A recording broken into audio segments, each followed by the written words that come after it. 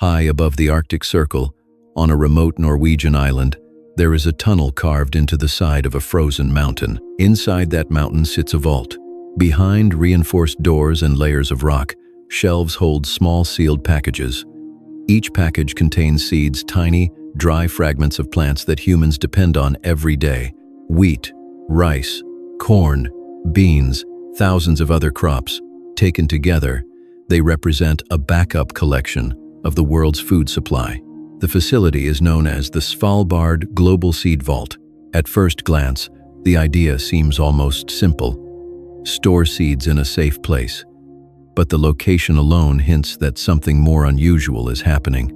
The vault sits on the island of Spitsbergen in the Svalbard archipelago, roughly halfway between mainland Norway and the North Pole. For much of the year, the surrounding landscape remains frozen. Snow covers the ground. Temperatures often stay far below freezing. The mountain chosen for the vault rises above sea level and sits within thick layers of Arctic permafrost. That detail matters. Permafrost is ground that remains frozen year-round. Even if the power inside the vault failed completely, the surrounding rock and ice would help keep the stored seeds cold. Cold temperatures slow the biological processes that cause seeds to deteriorate. Under the right conditions, many seeds can remain viable for decades. Some can survive even longer. In Svalbard, the vault maintains temperatures close to -18 degrees Celsius. That is roughly the temperature of a household freezer. But the seeds stored here did not originate in the Arctic. They come from farms, research centers, and agricultural institutes around the world. Each seed variety represents a small piece of agricultural knowledge developed over centuries. Different climates produce different crops. Farmers in dry regions cultivate varieties that tolerate drought. Other plants thrive in wet soil, high altitudes, or colder temperatures. These variations are important because global agriculture depends on diversity. If a disease spreads through one crop variety, another strain might contain natural resistance. If climate conditions change, certain seeds may adapt better than others. Plant diversity acts as a kind of biological insurance policy for humanity's food system, and that is where the story of the seed vault begins. During the 20th century, scientists began noticing a troubling pattern. Traditional crop varieties were disappearing. As industrial agriculture expanded, farmers increasingly relied on a smaller number of high-yield crops. These varieties produced large harvests, but often replaced older local strains that had developed unique characteristics. When those older varieties disappeared, the genetic diversity of global agriculture slowly shrank. Researchers worried about what that might mean for the future. Imagine a library slowly losing books. At first, the loss might seem small. A few titles disappear here and there. But over time, the library's knowledge becomes narrower. Something similar was happening with crop genetics.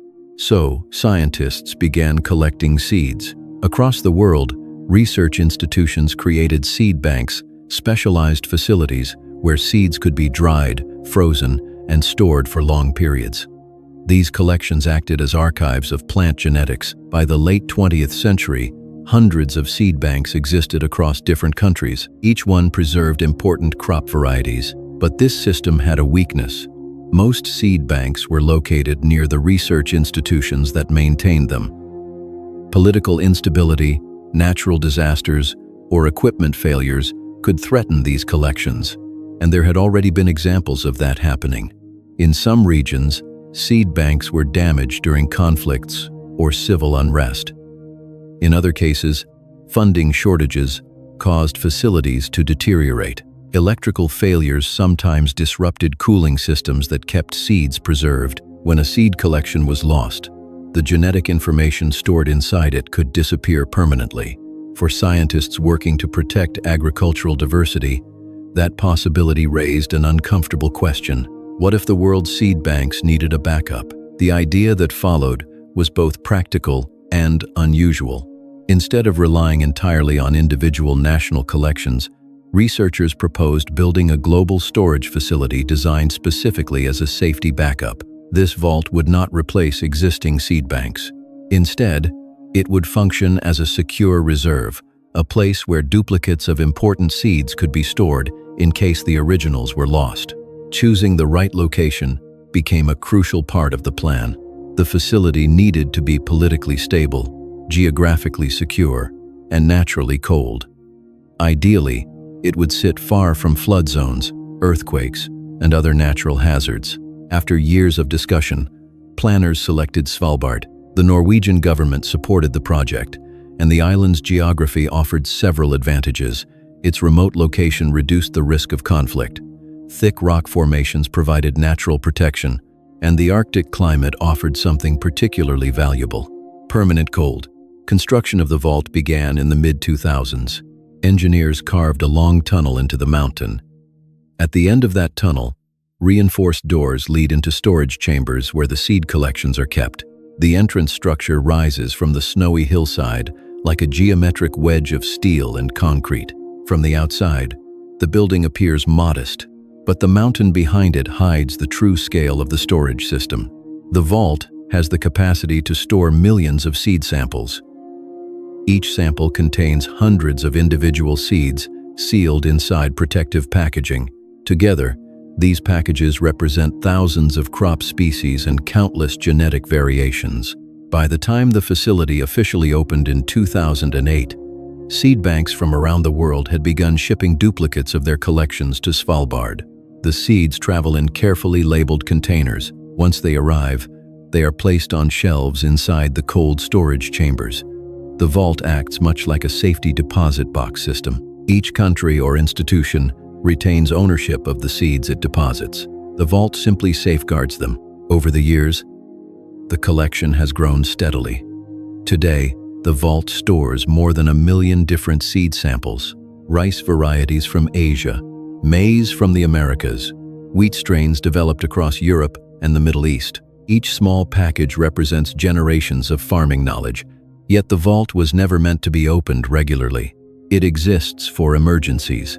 In fact, for several years after it opened, the seed vault remained largely untouched. Then, in the middle of the 2010s, something unusual happened. For the first time, a country requested access to seeds stored inside the Arctic vault. The request came after a research center responsible for preserving crop genetics had been forced to abandon its facility during a regional conflict. The original seed collection was suddenly unreachable, but thousands of duplicate samples had been stored safely inside the mountain in Svalbard. And that moment revealed the true purpose of the vault. It was not just a symbolic archive. It was a functioning global backup system, a reserve copy of the biological foundation of human agriculture, which raises a question that the vault quietly answers. If local seed collections disappear during war, disaster, or environmental collapse, how does the world recover the crops needed to feed future generations? When the first request to withdraw seeds from the Arctic vault arrived, it was not part of a theoretical disaster scenario. It was a real emergency. For years, an important agricultural research center had operated in the Middle East, maintaining one of the world's most significant collections of crop genetics for dry climates. Scientists there studied plants capable of surviving drought, poor soil, and extreme temperatures conditions common across large parts of the planet. Their work helped farmers adapt crops to difficult environments. But the region eventually became unstable. As conflict intensified, researchers were forced to leave the facility. Equipment was damaged. Access to the seed collection became impossible. For the scientists involved, the situation carried a serious risk. Inside that abandoned facility were thousands of unique crop varieties collected from farms across the Middle East and North Africa. Some had been cultivated by local communities for centuries.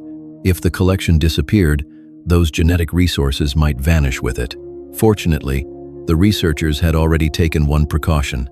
Years earlier, duplicate samples from the collection had been deposited in the Arctic Seed Vault. Those small packages now sat safely inside the mountain on Svalbard, so the scientists made an unusual request. They asked to retrieve their seeds. In 2015, the vault opened its doors for the first official withdrawal in its history. Boxes containing thousands of seed samples were removed from the frozen storage chambers and shipped to new research facilities. For the first time, the global backup system had been used exactly as intended. Seeds lost to conflict were replaced with duplicates stored thousands of kilometers away. That moment demonstrated something important about the vault's design. It was not only built for distant global disasters, it also protects against smaller, more common disruptions, political instability, natural disasters, or equipment failures that might destroy local seed collections. The system works quietly in the background of global agriculture. Most farmers will never interact with the seed vault directly. Yet the crops growing in fields around the world depend on the genetic diversity stored in facilities like this one. Plant breeders constantly search for traits that help crops survive changing conditions. A wheat variety that resists disease, a rice strain that grows well in flooded soil, a bean plant capable of surviving long droughts. These traits often come from older or less common seed varieties preserved in seed banks. When scientists develop new crops, they frequently return to those stored collections. In that sense, seed banks function like libraries of agriculture. The Svalbard Vault is the backup copy of those libraries, and the scale of the collection continues to grow. Today, the storage chambers contain seed samples from nearly every part of the world. Research institutes, national governments, and international organizations all contribute to the archive. Each new shipment arrives in sealed containers, carefully labeled with detailed information about the plant species and where it was originally grown. Once placed on the vault's shelves, those seeds may remain untouched for decades. Cold temperatures slow the aging process, allowing many seed varieties to remain viable for extremely long periods. But even the Arctic location is not entirely immune to change. A few years after the vault opened, an unusual event reminded engineers that infrastructure must adapt to a changing environment.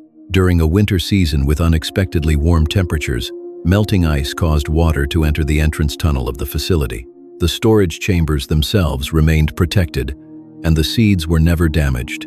However, the incident revealed that Arctic climate conditions were beginning to shift. Engineers quickly redesigned parts of the entrance system. Additional drainage and waterproofing measures were added to prevent future water intrusion. The vault continued operating safely. The moment also illustrated something larger. Even facilities designed for long-term global security must adjust to evolving environmental realities. That idea brings the story back to the purpose of the vault itself. Human civilization depends heavily on a relatively small number of crops.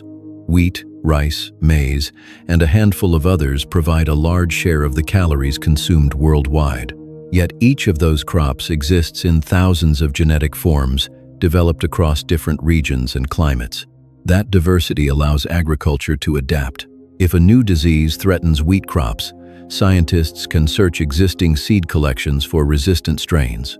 If climate conditions shift in certain regions, researchers may identify crop varieties better suited to those environments. Without preserved genetic diversity, those options become far more limited. The Svalbard Vault exists to make sure that diversity is never completely lost. Even if individual seed banks fail, even if conflicts disrupt research centers, even if disasters destroy agricultural collections in one part of the world, copies of those seeds remain frozen inside the mountain. For most of its existence, the vault operates quietly in the background of global agriculture. Visitors sometimes travel to the island to see the entrance rising from the Arctic snow. Inside, however, access remains tightly controlled. The chambers remain dark and cold. Rows of shelves hold sealed packages representing centuries of farming knowledge. Most of them may never need to be opened, and that is exactly how the system was designed to work. A safeguard, a biological archive preserved against uncertainty. The vault does not guarantee that civilization could easily restart after a global collapse. Rebuilding agriculture would require far more than seeds alone: soil, tools, farmers, and functioning societies. But the seeds inside that mountain represent something fundamental. They contain the genetic foundation of the plants that sustain human life. And preserving that foundation may be one of the simplest ways to protect the future of global food systems. High above the Arctic Circle, inside a frozen mountain, millions of seeds wait quietly in the dark. Most people will never see them, yet they represent a question humanity chose to answer in advance. If the crops that feed the world were ever lost, Should there be a place where their seeds still survive,